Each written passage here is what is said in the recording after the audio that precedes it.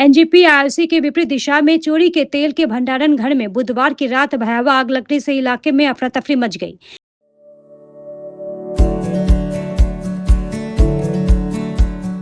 Pampered, not just a hospital, but a mother. इस अग्निकांड से इलाके में दहशत का माहौल देखा गया। आनन फानन में घटना की जानकारी सिलीगुड़ी दमकल विभाग को दी गई। खबर मिलते ही दमकल की 3 गाड़ियां मौके पर पहुंची। दमकल कर्मियों की कड़ी मशक्कत के बाद आग पर काबू पाया गया। स्थानीय सूत्रों के अनुसार उक्त घर में चोरी का तेल रखा हुआ था। আমরা এসে দেখছি ওই তেলের ড্রামগুলো তেল রাখা ছিল, হয়তো সেটা জ্বলছে, তেলের ফায়ার ছিল, অয়েল ফায়ার ছিল। আর আমরা ফোম চার্জ করি। তো আমাদের fire brigade Siliguri fire station 2টো আর ফুলবাড়ি ফায়ার স্টেশন 1। হ্যাঁ, তেলের ফায়ার জল দিয়ে নেই, ফোম চার্জ করতে হয়। হ্যাঁ, তেল মজুদ ছিল, এটা তেল মজুদ করে রাখা ছিল। এখন কারণটা বলতে পারছি না কি কারণ লেগেছে।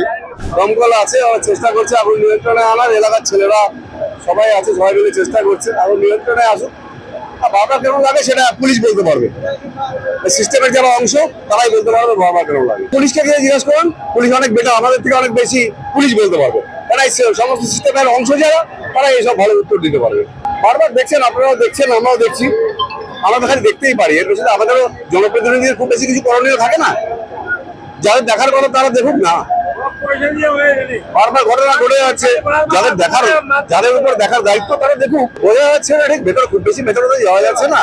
দুটো বাড়ি মনে হচ্ছে ক্ষতি হয়েছে, আগুনটা পুরোপুরি নিয়ন্ত্রণে আসছে না, বারবার শিখা উঠে আসছে, দাউদা করে আবার জ্বলে উঠছে। বুঝতে পারছি না ভেতরে কি হচ্ছে। দমকলের লোকেরা তো আছে, ওখানে কাজ করছে, তারা চেষ্টা করছে। তারা দমকলের দিক থেকে কোনো খামতি আমাদের নজরে পড়েনি। আমি সঙ্গে সঙ্গে ফায়ার ব্রিগেডে ফোন করেছি, খবর যাওয়ার সঙ্গে সঙ্গে ওরা বলেছে 3টে গাড়ি বেরিয়ে গেছে। যাই হোক, ঠিক সময় মতো ওরা চলে এসে। আর সবচেয়ে বড় কথা হচ্ছে এই এলাকার যারা স্থানীয় মানুষ, স্থানীয় যুবক, তারা অল আউট একদম ঝাঁপিয়ে পড়েছিল সঙ্গে সঙ্গে।